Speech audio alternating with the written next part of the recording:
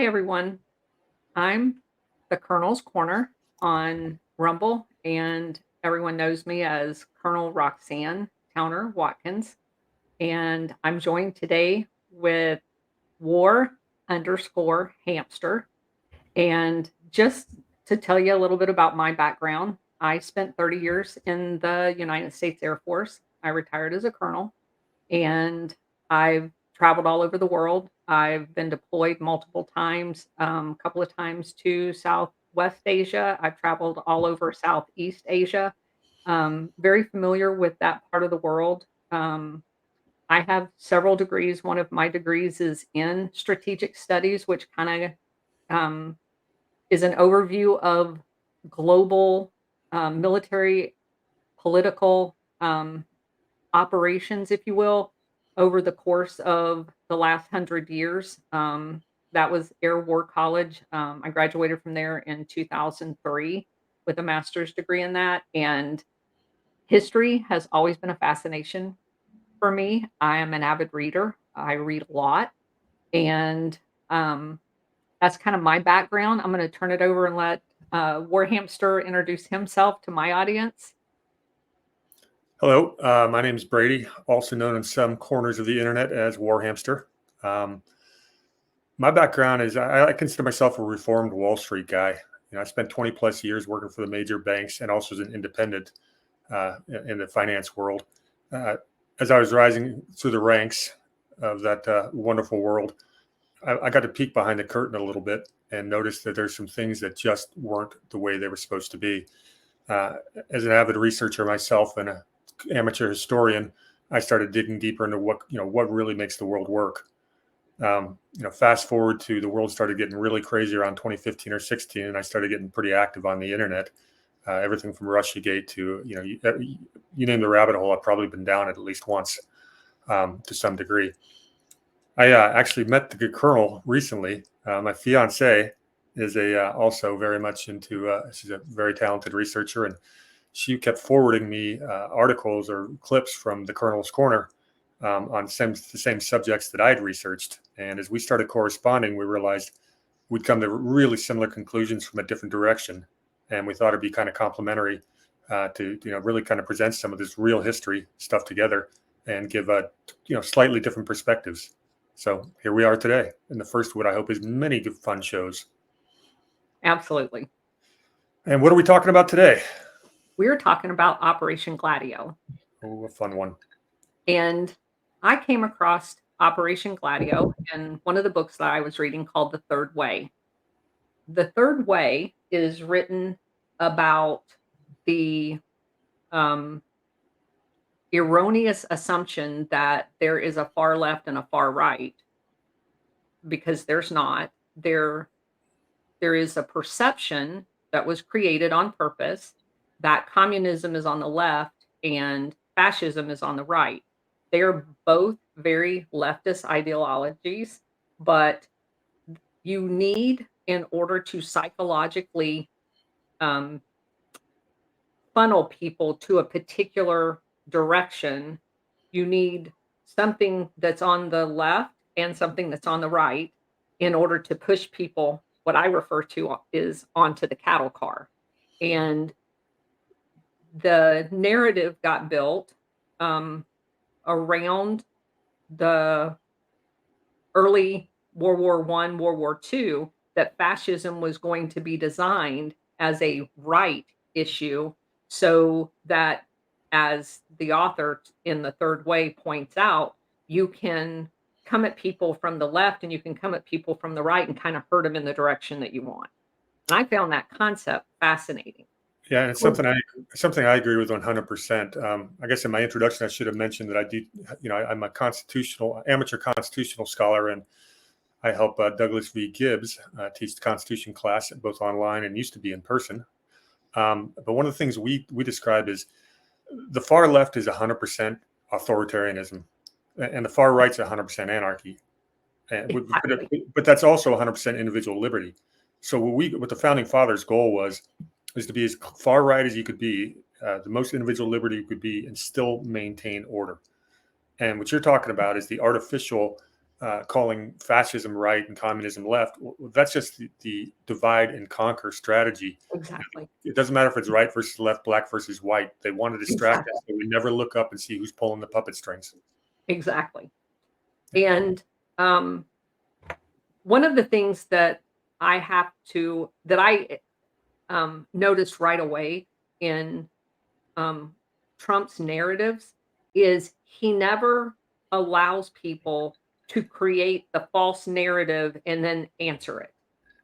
He calls them immediately on them um, phrasing a question with it being fiction and then expecting him to answer. It's kind of like the wife beating thing. When did you stop beating your wife?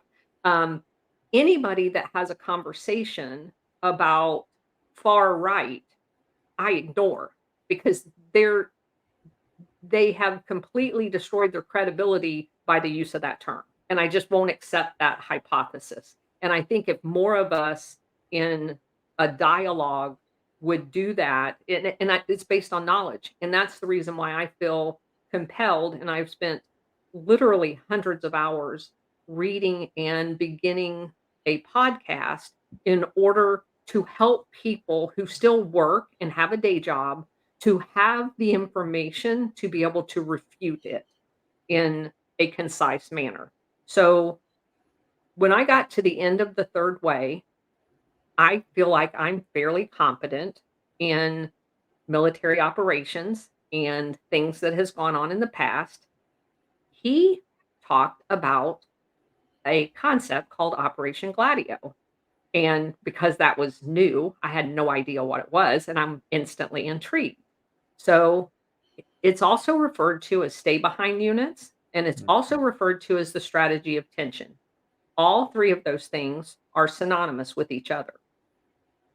And so I started looking and started reading articles just on the internet and found a couple of authors that had done an excellent job of detailing, like in volumes of books, about the extensiveness of Operation Gladio. And I was flabbergasted that in all of the research, all of the historical documents that I've read, I've never come across that.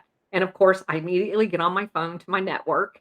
And I mean, I have retired National War College friends, I have retired general friends. As a matter of fact, I was just talking recently with a three-star general. He's never heard of it. And he was in charge. He commanded Air War College and Air Command and Staff College. Never heard of it. And so you that just blew me away, and that made me even more interested in exposing it because it's huge. Yeah, and just to be crystal clear, this is not a conspiracy theory. This is documented in CIA and government documents, congressional testimony. This is real. Everything we're This talking is about is this is not a theory. This is not somebody trying to put pieces together. This is actual source data, source documents behind all this stuff. correct. Yeah. Newspaper clippings. It's all got the best investigation ever into it was in the country of Italy, and we'll get into that. Um, but also to set the stage and kind of um, uh, capture what you were saying, Brady, about your Wall Street experience, which is why I think this team is going to be so awesome in discussing this particular topic. Because also, this was all in context for me of having just recently learned through Anthony Sutton's trilogy about Wall Street and the Bolsheviks, Wall Street and FDR, and Wall Street and Nazism, Hitler, that the funding of all of those, the funding of FDR's campaign, the funding of the Bolsheviks that went into Russia and turned it Soviet into quote unquote communism, and the effort to fund Hitler both when he was still in jail, but after he became um, the chancellor of Germany as well, all came primarily from one location on or near Wall Street. Um, and the address was 120 Broadway in New York City. And I won't go into too much detail. I highly encourage anybody interested in this topic to go read. Anthony Sutton's on YouTube. There's videos of him talking about all of this. Again, all proven fact, all with cables, State Department cables. He goes into um, a lot of detail of exactly how that happened. And so it's interesting to note for the purpose of today that Lenin was put up in London and Trotsky was put up in New York City. They were housed there for multiple years with no apparent ability to have income as foreigners. And yet Trotsky lived in New York City in the early 19 teens with a refrigerator, and all of the luxuries that most of Americans didn't have access to. And they both traveled from their perspective, protective custody into Russia to create communism, Bolshevik, um, after the revolution in Russia. And so that ties directly into where we're going to get to the operational control of Operation Gladio, because it comes from both the United States, Germany, because Lenin went through Germany to get to Russia, and from downtown London. Yeah, you cannot tell this story without talking about London, period. Because that really may just be the epicenter of all of these schemes and plots. It's funny you mentioned Anthony Sutton. I started my research just going into the history of banking and finance and how it got, shall we say, as creative as it has. It's the wrong term. And you go deep enough into the formation of money. The very first public presentation I ever did I called it the dystopian history of money and banking, and I went all the way back to Roman times. The Right. creation of the first private ability to mint coin in the 1600s. We'll go into that another time. But you can't go down that path and not run into Anthony Sutton at some point in time. And I got him. I ran into him pretty early on. G. Edward Griffin, among others. There's a few other. Dr. John Coleman did some really good work in this area. He was dismissed as a quack for a number of years, and Coleman's theories are coming more and more true over the last decade or so. So it's funny that let's not dismiss people out of hand. Some of these people actually did do the real research, and like you said, but the work that Sutton did is amazing, and same with Griffin, because they actually dug through boxes and microfiche and looked at real articles and actual cables and communications. Exactly. Yeah, that's source documents, as we like to call it. So go ahead. Go ahead. I know you'd mentioned Trotsky, coming from New York. So that's a fascinating story. But you also mentioned the Russian Revolution. I state that a little differently. There wasn't necessarily so much a Russian Revolution as it was a Russian invasion. Correct. And it was financed by British and United States banking interests. Correct. And we don't have to talk about the long feud between British interests and Russian, but it's definitely plays a part. But for another show, that will be true of all the royalty that got deposed during this time, to include France, the Austrian. We lost 1,000-year reigns of monarchies, and I'm not saying it's good or bad, but it was all intentional. Yeah, and they may all be related, and much of them are they're descended from the Venetian royalty who infiltrated through marriage throughout Europe, and that's a whole show to itself. So let's not Probably a whole series of shows. All right, so where are we? We're in 1917, or are we still before that? So, well, if you back up just a little bit, it's important to note going into this the Boer Wars that happened in Africa, because you set the stage for the colonialization that had been going on, both pre-Boer Wars and post-Boer Wars. But the Boer Wars is the first time in this story we get introduced to Churchill, Winston Churchill. So for people who don't know, there was two Boer Wars, and the first one, the English got their butt kicked by the totally ill-equipped Boers that were basically farmers. And the way they got their butt kicked was the Boers knew they had infiltrators on where the English were going to attack them from. And a young British reporter named Winston Churchill, most people don't know that he was a reporter, was covering this. And as the British forces went in to attack the different settlements of these farmers had what we will call, for the purpose of this conversation, stay behind units. They had hid both munitions and people so that as the British went by, they ambushed them from behind. And that struck Winston Churchill as genius, and he wrote about it. And we will see that tactic used later on. So it was important to, and then they used that knowledge to come back when they attacked the second time after they found gold there, which is all, it was all about resources. They wanted the gold and they wanted the diamonds in South Africa. And that's the reason why South Africa became a British colony and was a British colony for a long time, is because they wanted to steal all of the resources.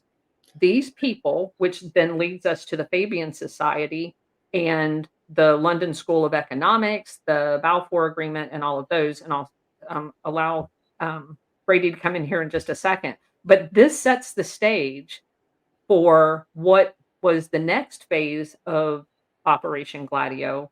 And that's their view of the African continent as a slave colony. It was never going to be allowed to have sovereign states. It was never going to be allowed to have its own monetary system. It was always, and many of them still think that today, it is always to be a slave colony of the Europeans. So I'd like to introduce into this story one of the more influential British was a guy by the name of Cecil Rhodes.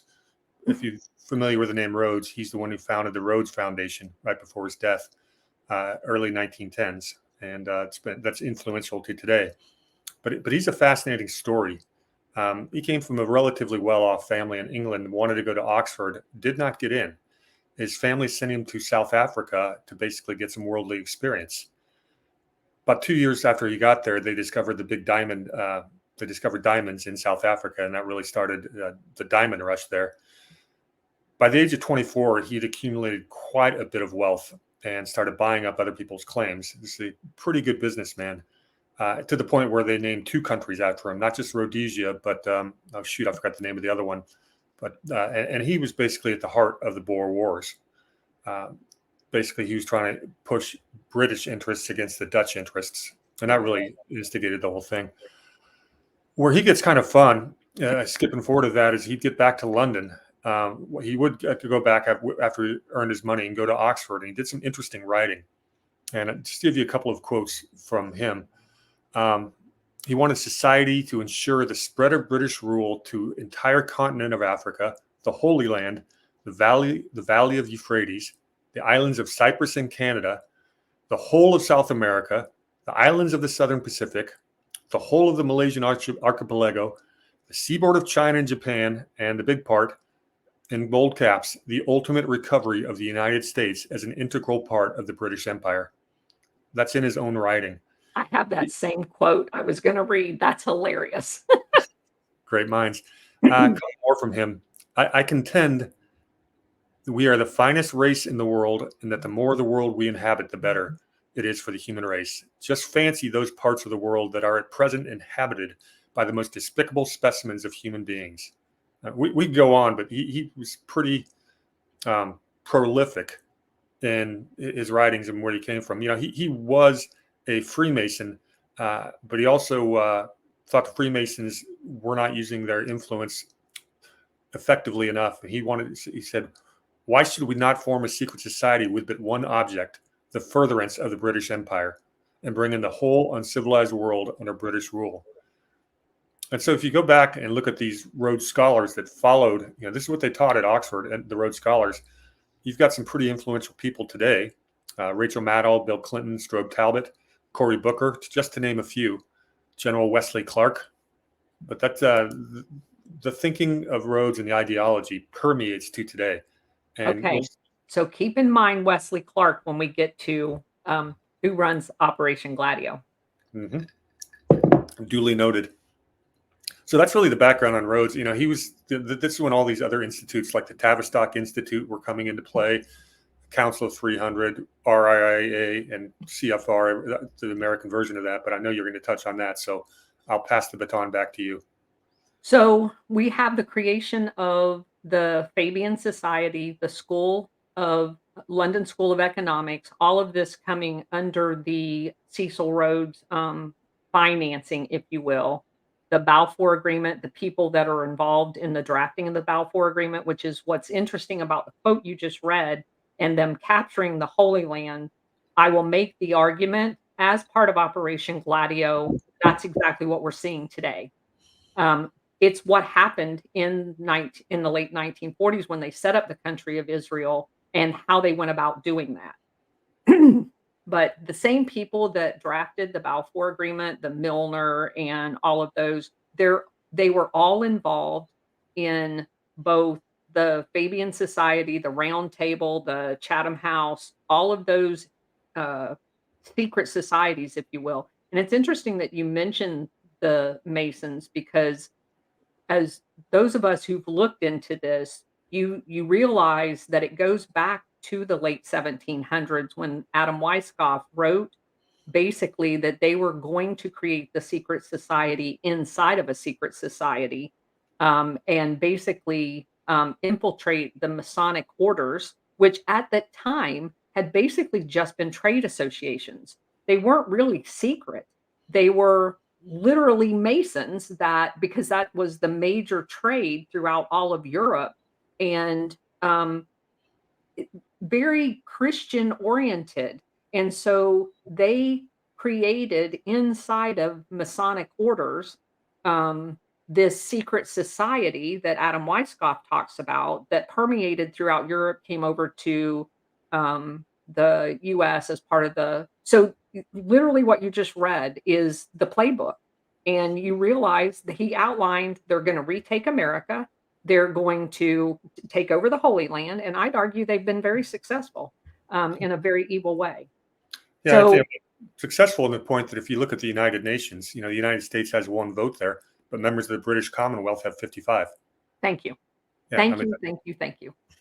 the, So yeah, go go, go go ahead. ahead. Go ahead, please.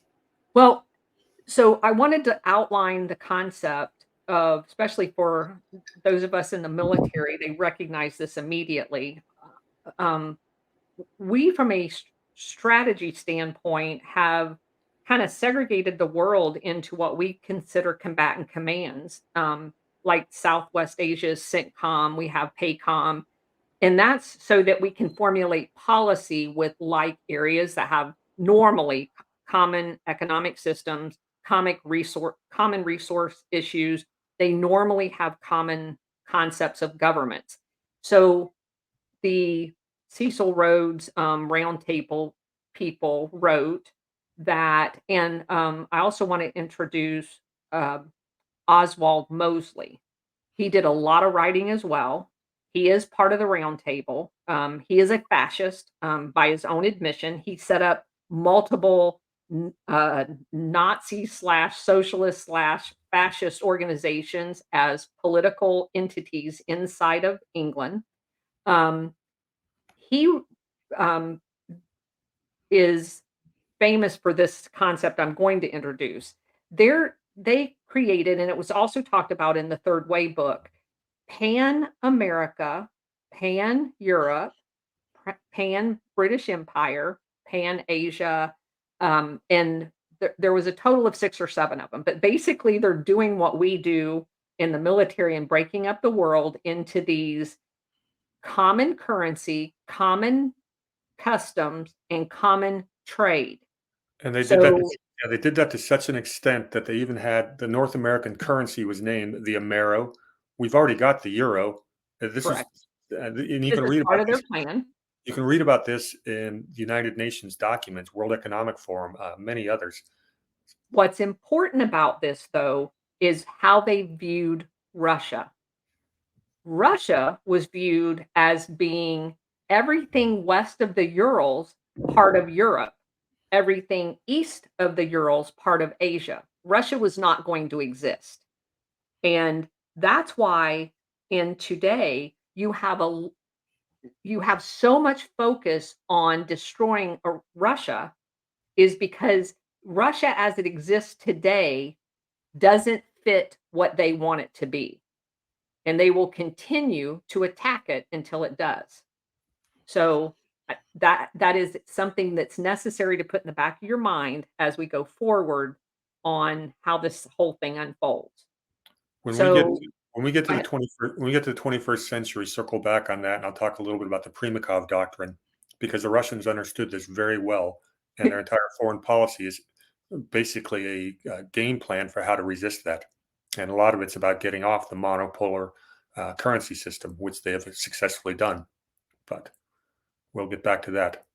So as we get into World War II, you have Churchill, who, under the guise of, oh my gosh, we're going to be, oh, and let me just set the stage for Churchill too, since we've already associated him with the Round Table. Churchill very much is a closet fascist. And we can spend a whole hour on why that is and what the connections are, but I'm going to point out a couple of things.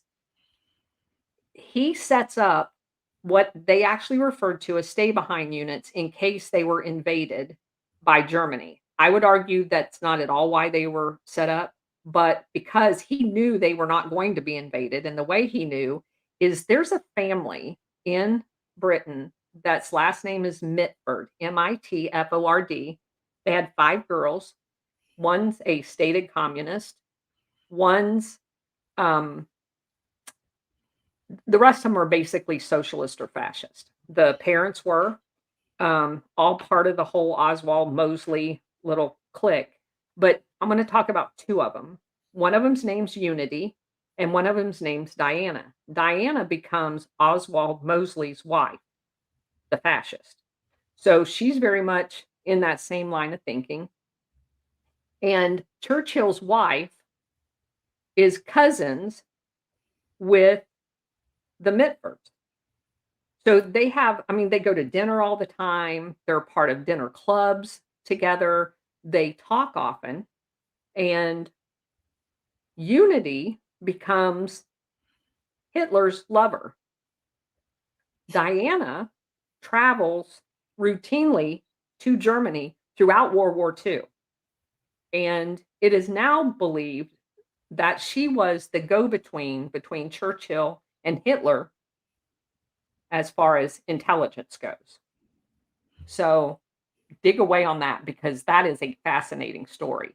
If I wanted to read more about that, what book would you recommend? Um, I don't know that I would recommend a particular book, but the I, I'll find a reference for you. Okay. I first read about the Mitford girls, I believe, in The Third Way. That book was my first introduction. As a matter of fact, I know it is. That was my first introduction into that family.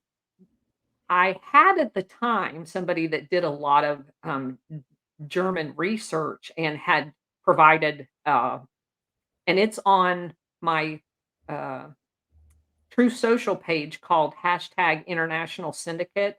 And just for the audience, the new ones, that's my term for the cabal. I don't like any of the other terms people uses, and Brady and I talked a little bit about this because as soon as you start talking, because we hit all religions, we hit all politics in this, and as soon as you started talking about any aspect of that, other people come in, oh, like if you talk about the state of Israel or the Jewish religion as a whole, people go, oh, well, that's fake, or this is this, or this is that. I avoid all of those conversations by referring to this structure that orchestrates things like Operation Gladio as the international syndicate. So I set up a page where I first started doing book reviews called hashtag International Syndicate on Truth Social. And you'll find all of the information. If you just searched on Mitford, you'll see it. My post will come up. Well, there's probably a pretty good reason why we don't have a universal term for this global corporate oligarchy that actually rules over all of us. They didn't invent a word because they didn't want us talking about it. Correct.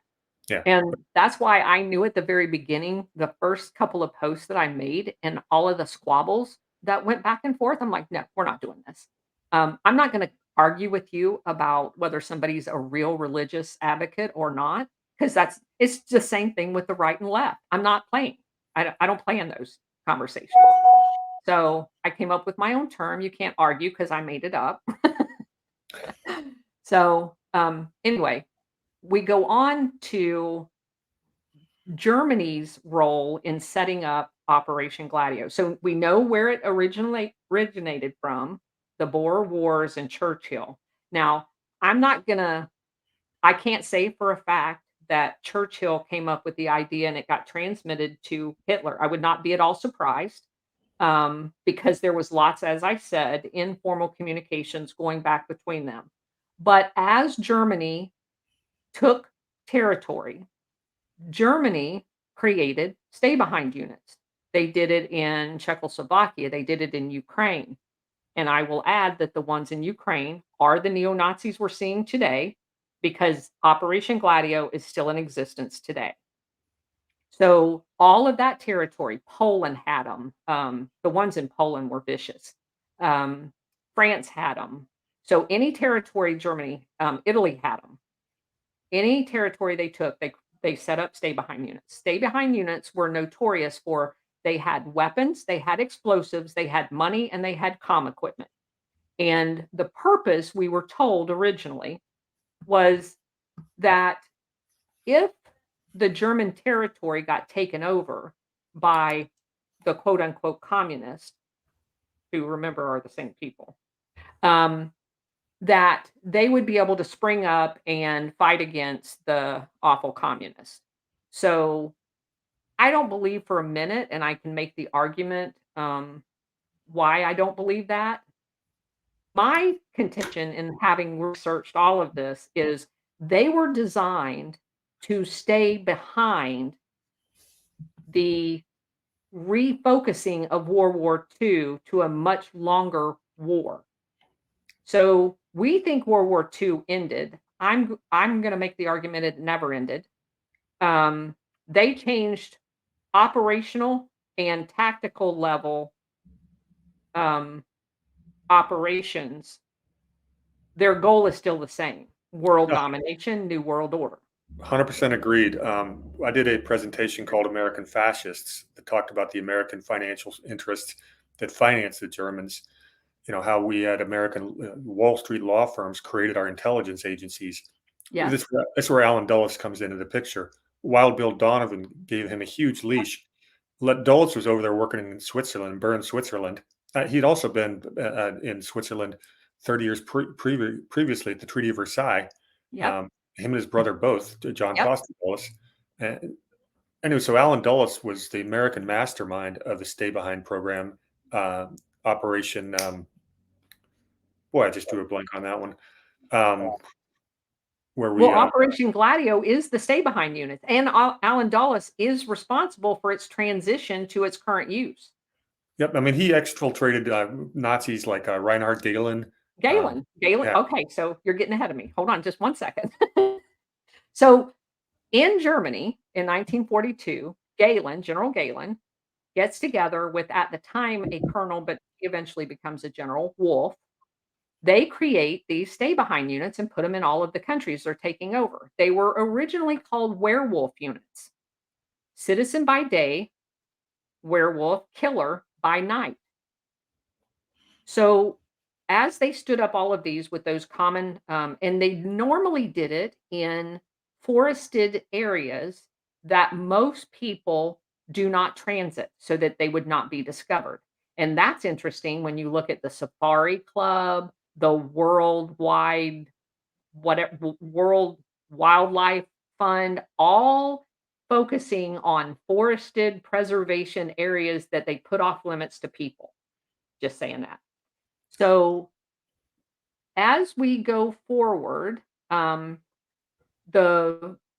war supposedly takes a bad turn for Germany, And Galen reaches out to Alan Dulles, who, as you pointed out, Alan Dulles and his brother John Foster Dulles ends up they represented a lot of the German companies, both in Germany and their branches in the United States leading up to World War II. Yeah.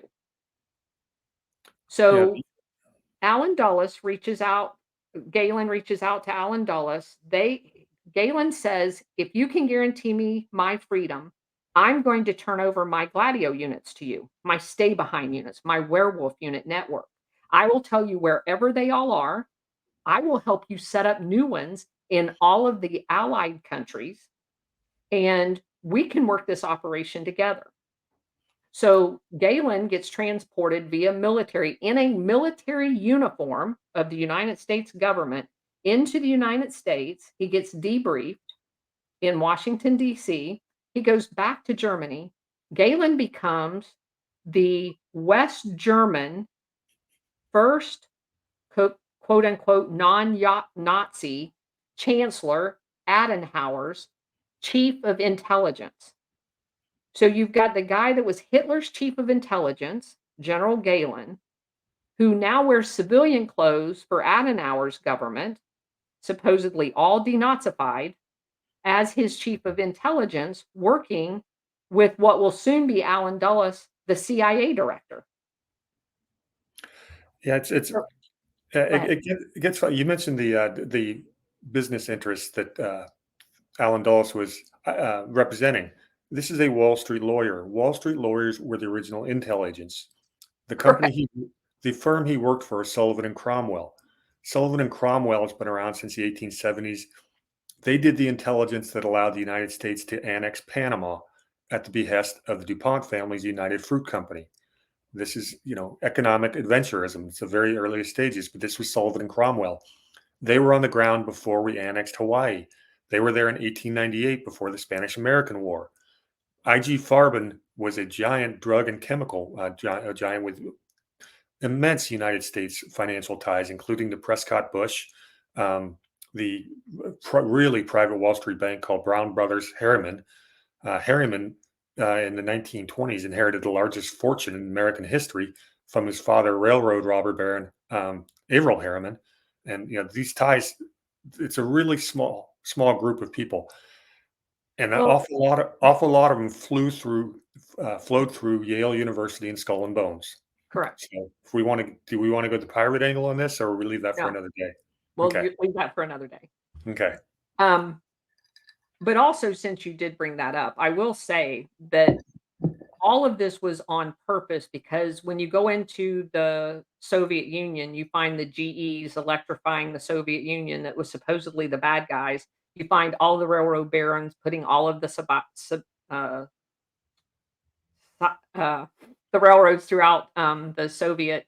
You also find between World War I and World War II, the way Germany got around the barring of them developing their military capability is they went into the Soviet Union, the supposed enemy, um, and built military production capability in the Soviet Union to re-weaponize Germany. And when they had their oil tariff, because when they were at war with England, they were not able to get foreign oil. They started using General Electric plants to basically Correct. convert, uh, organics into oil. Correct. That was So, American technology. yeah. So anybody that thinks these are all separate issues are ignorant. I'm just going to say that. Okay. So there's a cycle, and I did have a picture. I'm not going to display it, but if you just think of a wagon wheel, you have all of, in order to set up Operation Gladio, it's going to take a lot of money for weapons. It's going to take a lot of money for the stashes of money. It's going to take a lot of money for the training and the travel to the training location. So they're setting up a major business. It's like a paramilitary, worldwide personal army. That's the way you need to think of Operation Gladio. It's going to cost a lot of money. So what they decide is they're going to bust in on the drug trade that at that time had, in some capacity, been monopolized by the French in the Corsican Mafia in Marseille. They had a huge pharmaceutical company, disguised pharmaceutical company that actually was the heroin refineries. And you will find that Operation Gladio major operations travel around the drug harvesting. There will be banks that pop up for money laundering. There will be weapons that go into the location, namely in the form of military operations. They will use false flags like we did in Vietnam, because we know Vietnam was a huge poppy supplier. Britain had already done it in the Opium Wars in China to get their opium supply going. So that's the reason why you have the bank HSBC, the in Hong Kong, that was to money launder all of the opium money coming from China. So you have patterns of large banks. BCCI got set up when the poppy fields moved to Afghanistan because the poppy fields are on the border with Pakistan. So you have the big money laundering, just like HSBC stood up in China, in Hong Kong. So you have these patterns of drugs, money laundering, weapons, because every time you have a military operation, some of those military weapons gets siphoned off, and that's how you find them being fed into Operation Gladio. As we move forward and we start talking specifically about operations that were carried out in Italy, both explosions and assassinations, you will find guns from NATO. You will find explosives only supplied to NATO by the United States in use in Gladio operations because they skim off the tops. The whole reason why they have these military operations is to guard the poppy fields and steal weaponry. Yeah, I'll take it back a step further. The OSS was operating in China alongside Chiang Kai-shek and his Yes. drug pusher, drug mafia. It was called the Green Gang. Yep. When Mao Zedong had won the war, because when the U.S. pulled its support for Chiang Kai-shek, the opium trade in China had to move, and so it moved into the triangle. Afghanistan, Vietnam, Laos, and Cambodia. Fast forward a decade, and we've got another U.S. intervention war with the CIA at full speed. They're flying all this stuff into Cuba to become refined before it hits the American streets. When Castro took Cuba, the CIA was not happy at all. That has always been a burr in their saddle. Which Um, is part of Operation Gladio. absolutely. And this brings me up to one of my favorite characters, just to add a little bit of flavor here, because you're talking about exfiltrating the ex-Nazis. There's a gentleman who's my anti-hero in this whole story, sort of like the reverse James Bond by the name of Theodore Shackley. Are you familiar with him? Oh, yes. Okay, Shackley's a beaut. He worked directly under Reinhard Gehlen. Came over in Operation Paperclip. He was part of the very first CIA training class in 1947. Then he went back to Germany and worked in the Anti-Communist Special Warfare Academy, which is part of Gladio. They were basically at Spain, Italy, others. They were basically anti-communist election. They were interfering with elections, what have you, assassinating political figures. Except for it was never actually anti-communist. That was a moniker that they used to justify the terror attacks. They set people up. They dressed up like the Red Brigade in Italy. They were never the Red Brigade. They labeled Operation Gladio activity as anti-communist. It was never anti-communist. It was to force people in terror and fear to vote for the people that they wanted them to vote for Yeah, and the game plan hasn't changed a whole lot. This at is all. just color January revolution. 6th. They're the early color revolutions. Shackley's fun because he's the Forrest Gump of espionage. He would show up. Let's see, where do we have him? Well, he was Miami Station Chief in 1961, Bay of Pigs. He was still station chief when Kennedy's assassinated. From there, he goes to Laos and Saigon. Shackley's the creator of the Phoenix program. If people don't know who that is, that was the CIA's assassination program that killed over 100,000 civilians, absolutely funded by opium money. He was over in Indonesia, ordered the assassination of one of the princes, and that got him in hot water with the military. He was head of covert operations under Bush at the CIA from 1975 to 77, when the whole Iranian hostage crisis came on. And Yeah. he was very much involved in Iran Contra and also setting up the Mexican and cartel drug routes into America. Shackley was there for all of it. Shackley is the quintessential Operations Gladio operator Yeah. because everything that you just mentioned, to include the drug cartels in Mexico, they are part of Operation Gladio. Le- They are not independent operators at all. Yeah, there's What? I'm see if I can find, there's an interesting story about a guy who's the number two station chief of the CIA. And when the CIA, in Mexico City, he was a station chief, was flown down to what turned out to be Argentina, but he felt like he was in Bavaria. And they were talking, this was in the late 1950s, early 60s, and they were talking about establishing the drug trade. This is congressional testimony, and I'm trying to find his name. I'll get that to you later. But you know, So what's interesting is the the understanding of what we were talking about in the opium drug wars have always been there. It was a matter of how to transform them into the moneyed operation because for example, the Corsican mafia, in order they were pocketing the profits off of what they were doing. The CIA in Operation Gladio needed that money. And you could go, and we're jumping a little bit ahead, but I just wanted to capture what you were saying. You go to the quote war on drugs that Nixon set up.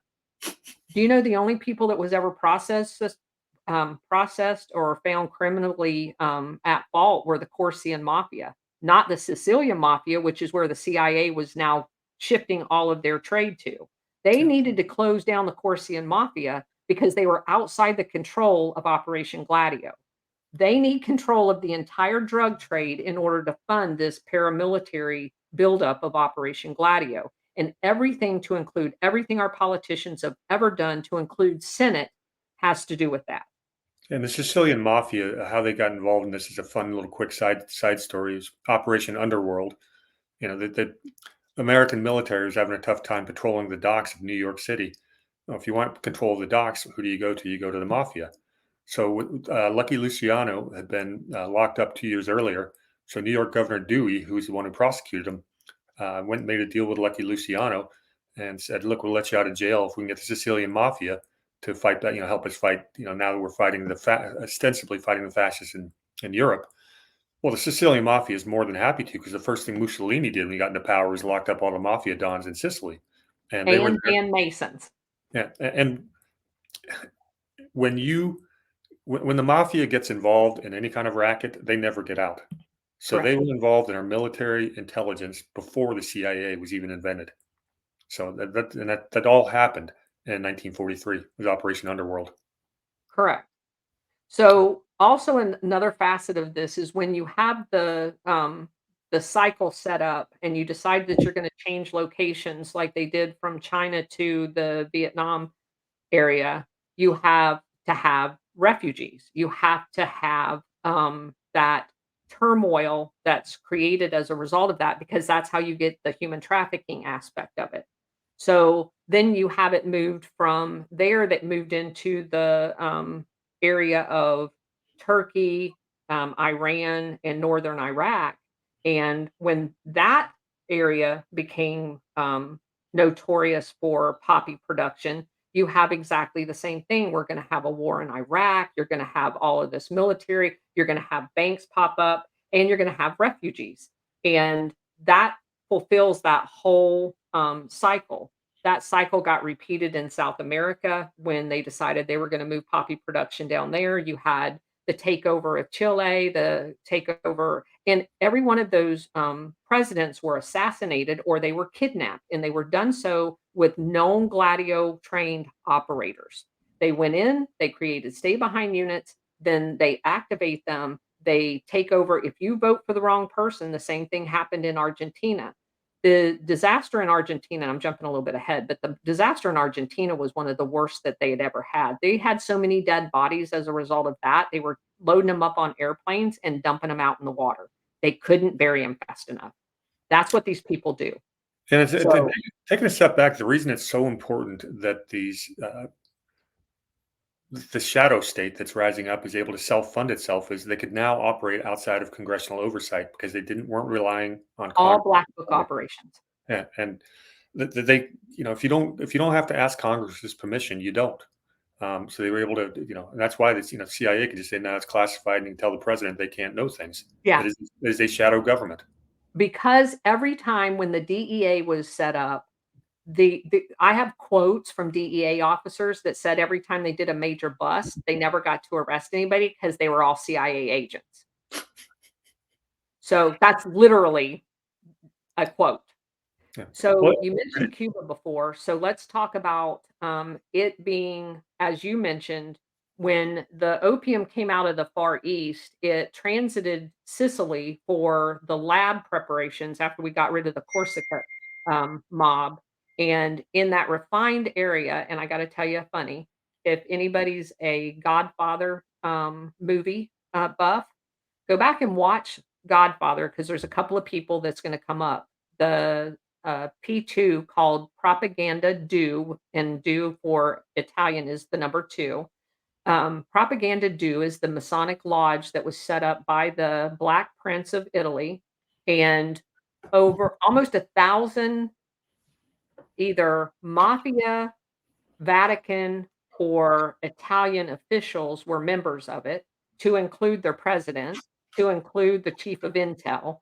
And the Jelly, the guy that ran who was the Grand Poobah Mason guy in Italy, um, he set up that Sicily was going to be the lab manufacturer, and they were going to transport the refined heroin to Cuba, and Cuba was going to stage it into Miami, New York, LA, blah, blah, blah. The way they did that, so if you watch Godfather, in every scene in Godfather that deals with murder, there's oranges. So if a guy gets shot on the street, he falls back into, a fruit store that the oranges just go rolling all over the ground. Or they're sitting at a table talking about who they're gonna knock off. In the middle of that table is this bowl full of oranges.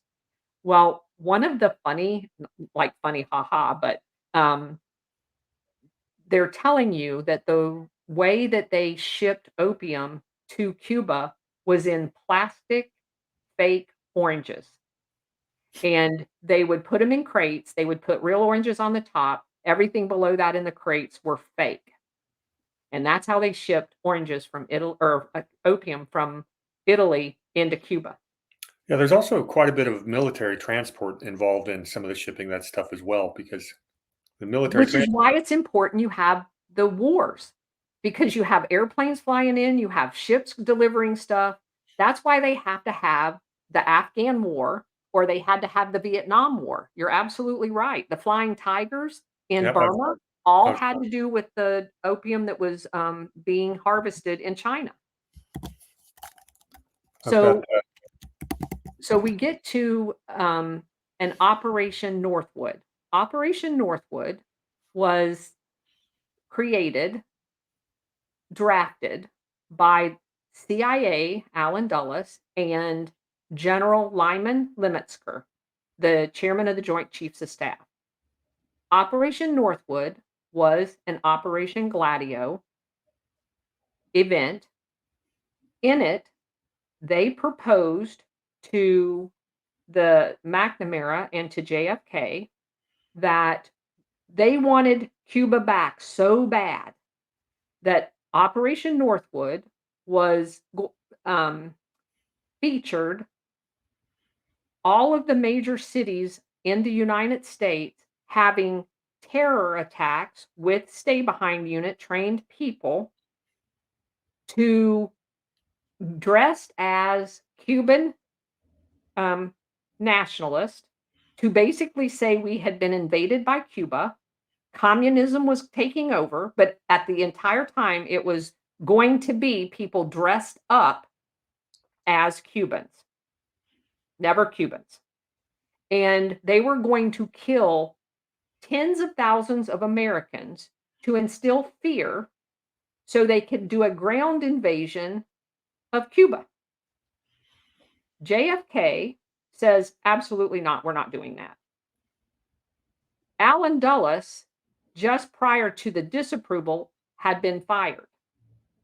Lyman Lemetsker, in what should have been a demotion and a resignation, I think is what JFK thought, was reassigned to NATO. JFK had never been told about Operation Gladio. He had never been told that NATO, a subunit of NATO called ACC, was the planning cell for all Operation Gladio events. He put Lyman Lemetsker in charge, unbeknownst to him, of Operation Gladio. Now, why that's important is because Operation Gladio, and I didn't know this, and I'm just flabbergasted that I didn't know this. When NATO was first stood up, it was stood up in Paris, France. NATO was not in Belgium. So Operation Gladio, when Charles de Gaulle, who is the president of France, through Operation Gladio events, they tried to assassinate him over 20 times. He had disbanded an organization called OAS, which was basically kind of like their, if you had to, it's like a secret kind of secret service operators, but they actually were bad people. And it had been set up before de Gaulle took over. So de Gaulle disbands that. At the same time, him and JFK are talking about giving Algeria, which is an African country, their Yeah, freedom back. I've got a great quote on this if when you get done here.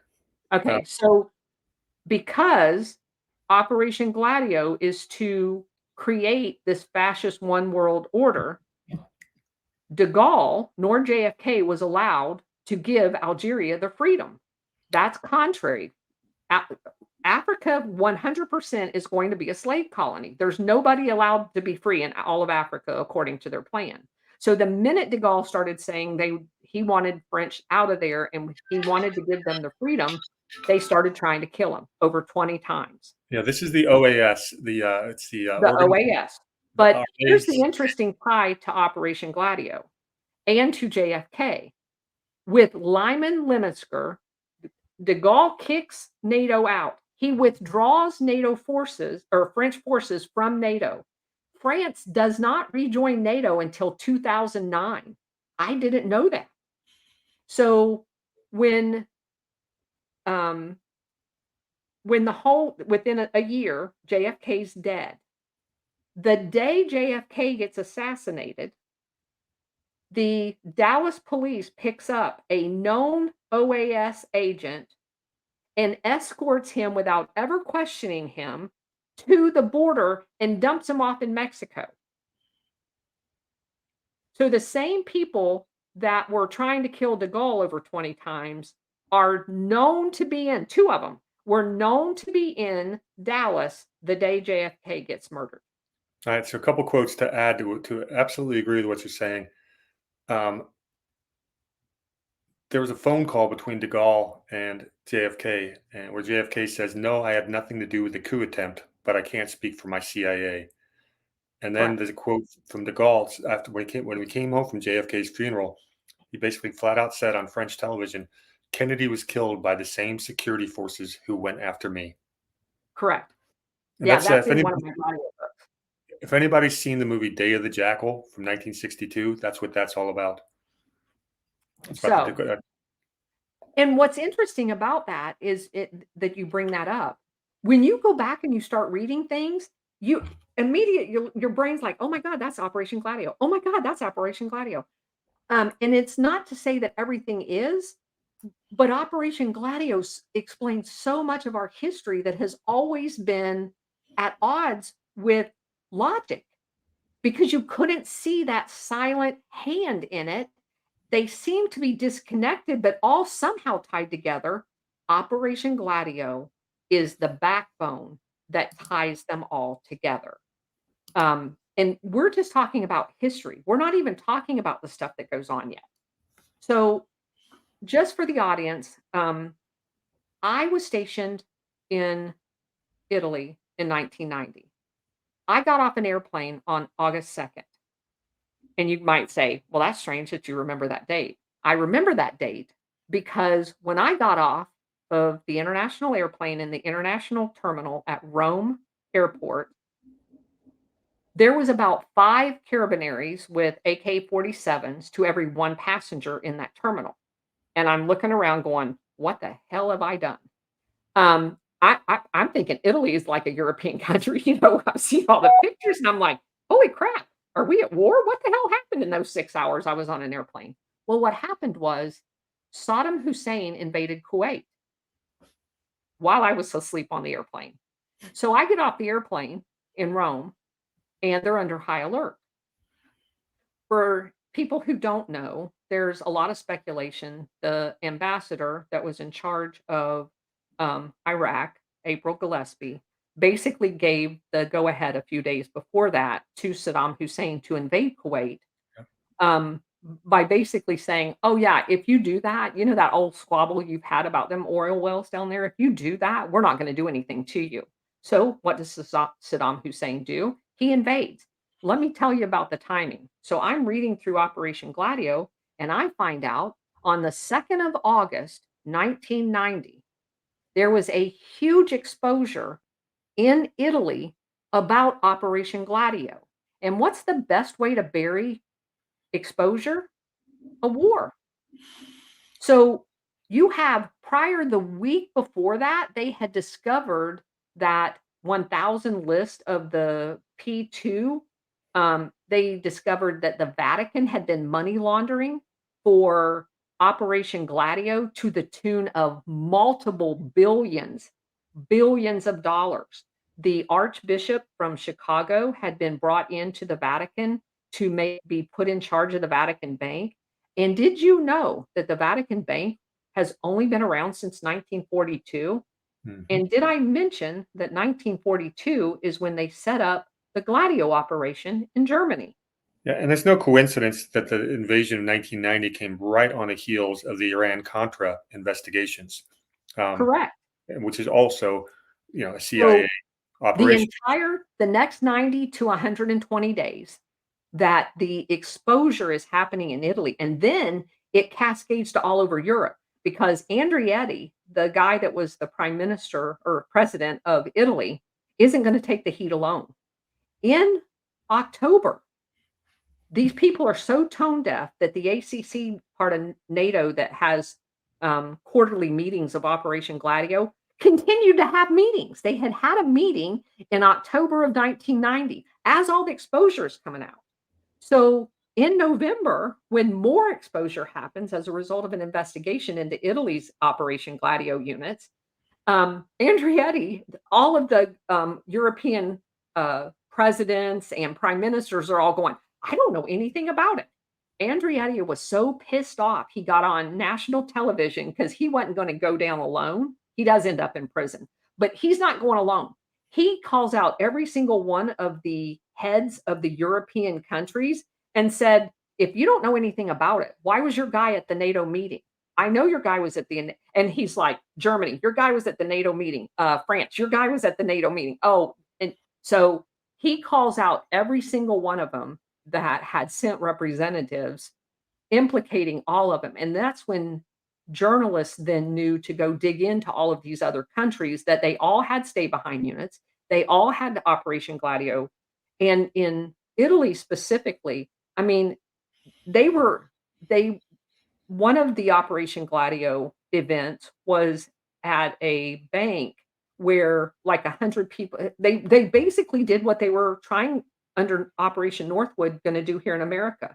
They would go to a bank, they would have a bomb, they would, plant the bomb, it would kill 100 people, it would wound like 800 people, and these were strategically done in locations where people tended to not support the appropriate candidate that the West wanted or the fascist, whatever you wanna say, um, wanted to be elected. So And if you were going the wrong way, they were going to scare the hell out of you to vote the right way. And because this absolutely does not happen in a vacuum, what else is going on geopolitically at that exact same time? Well, the Berlin Wall came down, the Yeah. dissolution of the Soviet Union. And now we've got basically the reverse uh, of what happened post World War II. You know, you, Which let's finish with Argentina because your point is dead on. So I want to point out that talking about the Vatican, you have Pope John Paul the First. He was a pope for 33 days. He found out about the Vatican money laundering and was going to expose it. They poisoned him and killed him. Operation Gladio. Pope John Paul II knew about it. He's from Poland. He starts using part so the Vatican charged 10 to 15% usury fees for doing the money laundering to patent their own books. The some of the money that the Vatican got for Operation Gladio money laundering was used in what you could argue was a good way. He funded solidarity in Poland to stand up to the Soviet Union. I was just about to. That was Pope Pius XII, right? And they embezzled over $1 billion to Argentina, but over half of that ends up in Poland for the solidarity movement, and that's exactly what I. Well, Pope John Paul II was the one that did it for Poland All right, because so he's from Poland. was Pius XII before or after John He's II? before, Okay, and he was involved in Operation Gladio too. okay. But Pope John Paul II, he actually starts talking to the Soviets.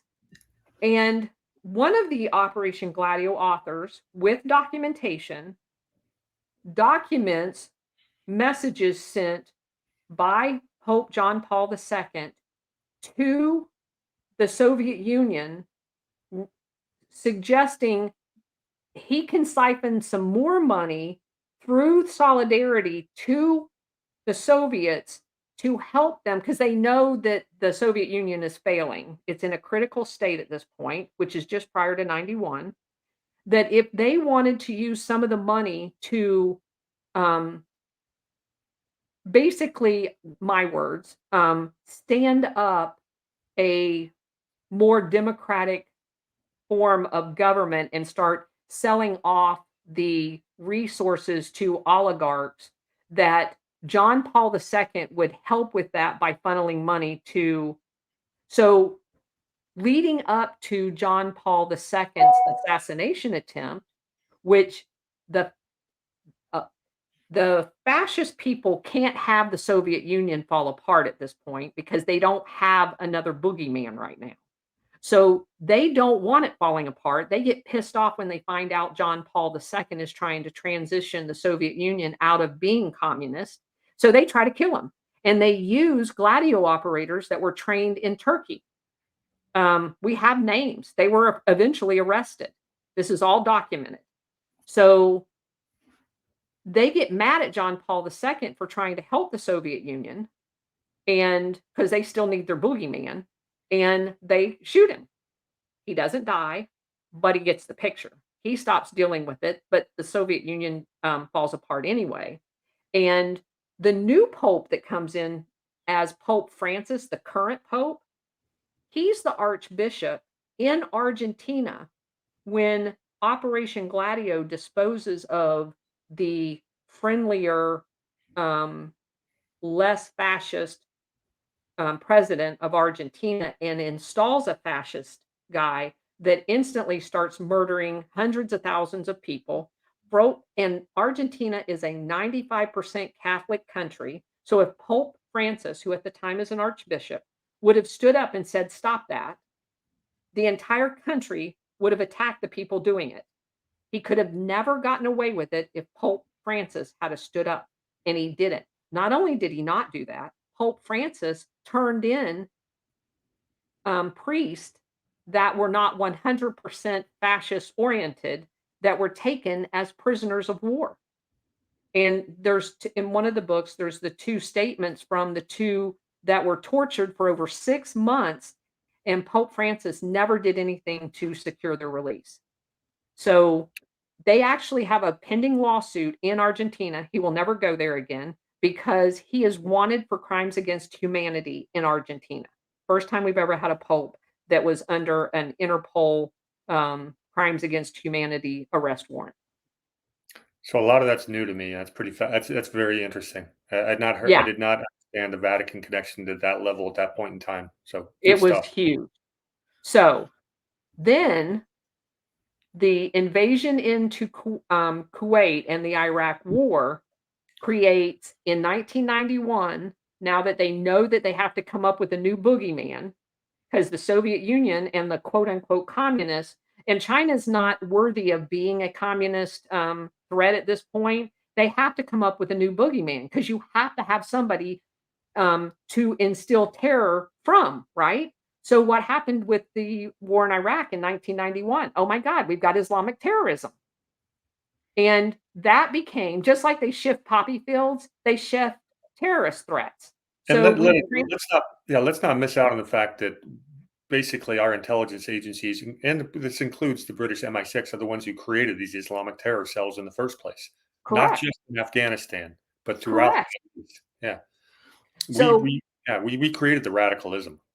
and we started, you have to have the war to start it, right? So we have the Desert Storm 1, that stopped any discussions on the disclosures of Operation Gladio. That created us a new, enemy, and it allowed us to move into the northern area of Iraq, um, Syria, and Turkey, and create new poppy fields there. Yeah, So and it gets fun. There's a theory that I've read recently, and it rings pretty true. But the the really smart guys in Washington D.C., and I say really smart guys with air quotes, are RSGs. It's one of my fun terms. Their idea for how they're going to control the Middle East at the time is they realized that they thought that they could topple the Sunni minority Hussein regime and put in place a quote unquote friendly Shiite majority in Iraq because the heart of the Shiite religion is in Iraq. They were going to be able to wield influence over the Ayatollahs of Iran. Now that absolutely backfired because Iran ended up having all the influence that they put their puppets into Iraq, but our think tanks in DC got it 180 degrees wrong. They actually thought they could destabilize Iran through the Shiite route. well, you realize that the president of Iran back in the day before we, got the Shah back, it's Mossegdah or something like that. Moshe. Yeah, we call them So, Moshe. he was a very, liberal, if you will, in a good sense, and had modernized Iran. Operation Gladio unit took him out. Yeah, 1953. So, they this fascist, entity can be traced to all of the instability in the, Middle East, and I just finished the part, on a book review of how they created in Egypt the Mahdi, of Egypt, which is supposed to be like the head imam. Now, Egypt at the time was a British colony, so you see the whole fascist connection here. Um, and they create these Mahdis. They created a Mahdi in Jerusalem. Yeah, Now, Grand Mufti. Yeah, both of those Mahdis are bought and paid for by Britain. They dress up people as whoever they want to implicate, and they create chaos in their countries. The mafia in Jerusalem literally took people and dressed them up as they doctored pictures and said that the Jewish people had burned a mosque, and then they dressed up Arabs to go attack the Jewish people, and kill them. And that's how they create the terror. In order for eventually, they did it so often to the Arabs in Palestine that Palestine eventually was like, "Oh, help us, British government!" And that's how they affect change. They create and manufacture terror, and that is Operation Gladio. It's a terror machine. yeah, and he had the creation of the Muslim Brotherhood, which is kind of the There you umbrella go. organization By for the all. British. Oh, yep. And that's it's really important to notice this post World War II international policy of America is just an extension of the British foreign policy for the previous couple hundred years. It's the divide and conquer. They carved up the Middle East and Africa with artificial borders, specifically so you'd have tribes, warring tribes that had nothing to do together, put them into one country with an artificial border. So you're going to have that strife.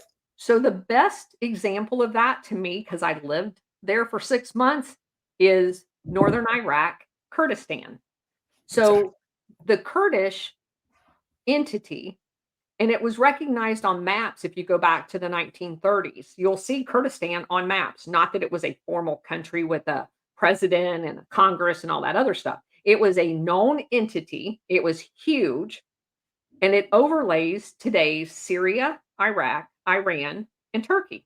Hmm. And they were recognized as a homogeneous entity and nobody messed with them. After World War II, they created fake countries and dissected up Kurdistan. Kurdistan was very militant, and anybody that ever messed with them, they got killed. They didn't take crap from anybody, and They they still knew it. they still don't. That they don't. And I met in the early 1990s most of their leadership. As a matter of fact, one of them asked me to, after I got finished with my deployment, to go travel all the European casinos with them. I turned them down, but they're very sweet personality people, but they are deadly lethal at the same time.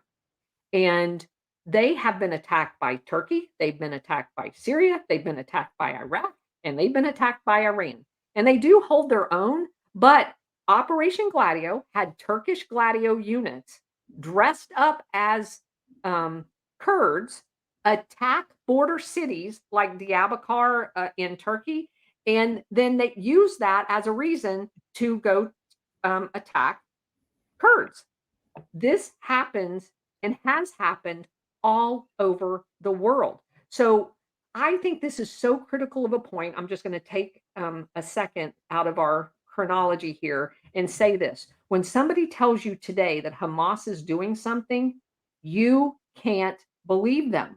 Because number one, we have probably over 100 instances of Operation Gladio units dressing up as somebody else, telling you somebody else did something. So if you don't know these people individually and you don't know what their history is, just because you're shown a picture on a television, they lie to you. They've lied to you for over 100 years. Yeah, Don't take them at their word. one of the more recent examples of that was the Maidan Revolution in Ukraine, where Absolutely. just this week we out of a European court we got admission that a large majority of the people massacred in Maidan Square were actually done by what would be called the Ukrainian Nazi forces that are now currently in power in Azov Ukraine. and right sector. Yeah, So Izmail. let me and that's the beauty of researching Operation Gladio. I can give you an exact same replica that happened in Greece. Greece pulled off Operation Gladio that's the exact same Operation Gladio that was pulled off in, the Maiden in Ukraine. Yeah, Exact same thing. They same make up political. a thing, they draw everybody into the town square, they have snipers on the buildings, they focus on women and children if there are any, and then men. They create the havoc, and then they change the regime. They did exactly the same thing and overthrew the Greece president, just like they did in Ukraine. Once you know their operations and you read through a book of Operation Gladio that has been documented as Operation Gladio, you will never see things the same again. And they tried to do that in Egypt just in the last decade, and that's why the Muslim Brotherhood was trying to take over Egypt, and that's why Sisi and the Egyptian military, basically had to create a military dictatorship there, and they are very much opposed to the Muslim Brotherhood there, and they're a very important player in this Well, story. because you know that Nasser, who was a nationalist, they tried to kill him because they didn't want him taking the Suez Canal back from Britain. Britain hated Nasser. And he's the one that basically reestablished Egypt and kicked the Brits out. So they hated him. He got sabotaged right, left. And I would argue that in the 1967 war was waged to get rid of Nasser, because what you're going to find out when you get really into this is Israel is not the Israel that we think it is. So, Yeah. And just to bring this, to sort of bring this home, all of these operations, there's pretty good estimates that the United States, since World War II, has performed 73 successful color revolution coups and probably about 10 unsuccessful ones that we know about. And this is nothing new. That they use the same playbook over and over again. and that's why um I have started again, I want to I call them Operation Gladio. Color revolution to me is a made up word for us not to focus on what they really are. That's fair. Um, and so I've started, if I can find documentation that it ties a particular one, like the Maiden Revolution in Ukraine, to Operation Gladio, and there are documents. That's an Operation Gladio, just like the one that happened in Greece. That was Operation Gladio, and you're absolutely right. They are orchestrated, out of a coordination cell housed in NATO.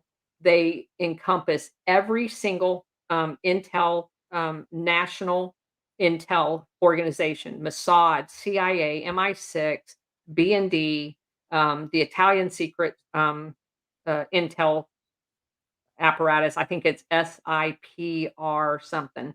But all of those organizations, every country has one.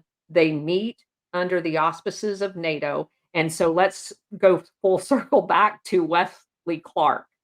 Wesley Clark was in charge of NATO when the whole Bosnia shit happened.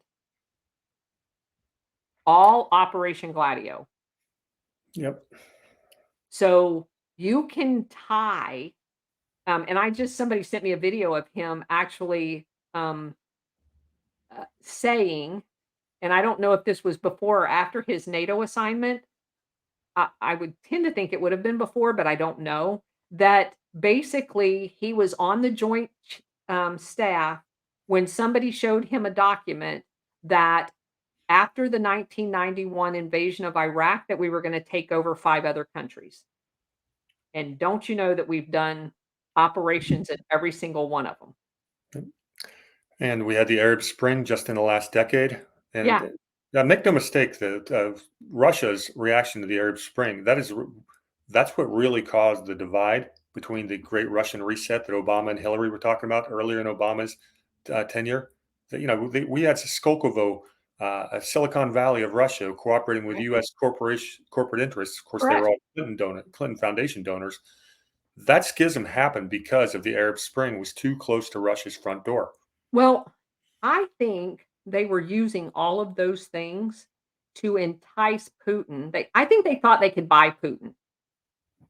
I think that they thought if they westernized Russia enough with the Skokovo thing, the uranium thing, I honestly think they thought they could buy him. When they figured out they couldn't buy him, they turned on him. Yeah, the Primakov doctrine I mentioned earlier is worth mentioning here in closing. Primakov was a very influential Russian politician in the late 90s and for another decade or so, but he had three really important students. One of them was Putin. One of them is their rather brilliant foreign minister, Sergei Lavrov. And the third one is Sergei Glazhnoy, who runs the Russian central bank.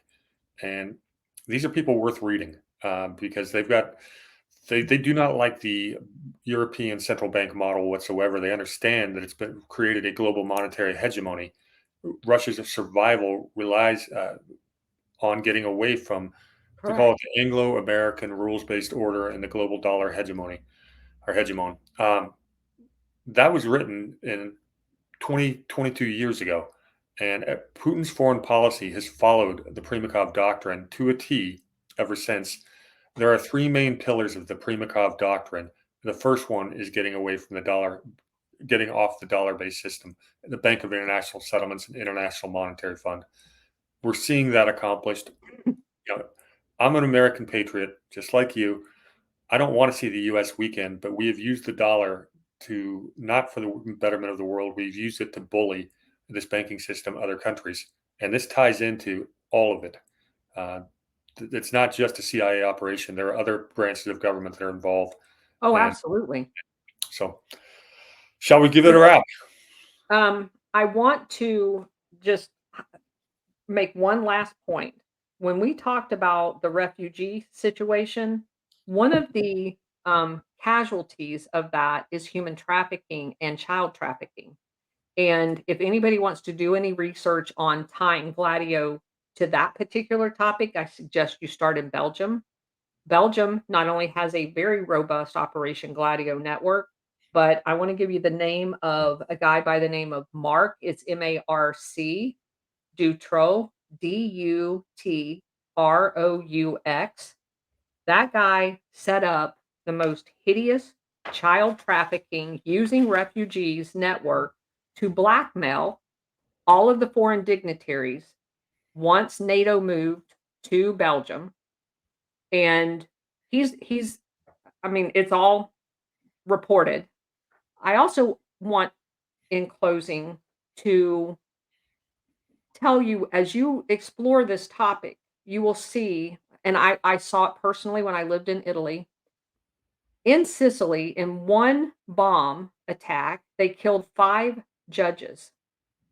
They killed every initial investigative reporter, both in Turkey and in Italy and Portugal and Germany, that wrote about Operation Gladio before it broke big in Italy. If you wrote about it, you died. If you investigated it and you were part of government, you died. If you tried to litigate as a judge, you died. There has been so much death and destruction as it related to Operation Gladio and the exposure of it, that it's breathtaking. I've never seen anything like it. And the depravity is best illustrated when you look at Belgium's Operation Gladio network because it is so disgusting. But you have to have all of those facets. You have to have the money laundering, you have to have the drugs, you have to have the um, and it's all used to feed a global fascist takeover. And by us focusing on the WEF and some of these low hanging fruit, you miss the big picture. And I think that's on purpose. Yeah, the decisions that are made in the smoke-filled rooms of London and New York, and a little bit in DC as well, a few other major European capitals.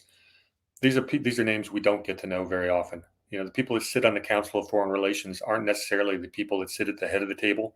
They are not the puppet masters. We know who some of the names are, but I don't think we'll ever know all of them. But ladies and gentlemen, this is your shadow state. That's who rules the world. Yep. Well, this has been a Well, lot of fun. This has been my first show back after about 6 months on the sidelines, and it was a good way to break back in. I hope we can do this again. welcome to my world. Welcome back. Um, the Real quick, you can find me at my main channel is war_hamster at Rumble. I've got an Odyssey channel under the same name, and I'll have some more links to announce next time I do a show as I start to get my channels up and running. And where can my audience find you, Colonel? I'm at I'm on Substack at the Colonel's Corner. I'm on Truth Social at Colonel Towner-Watkins. I'm on Rumble at Colonel Towner, also the Colonel's Corner. So that's where this video will be. And I've really enjoyed this. I'm really looking forward to working with you, Brady. And God bless your fiance for hooking us up. Yeah, she's a good one. She's a keeper. I definitely think she is. Cheers. Looking forward to the next one. Thanks.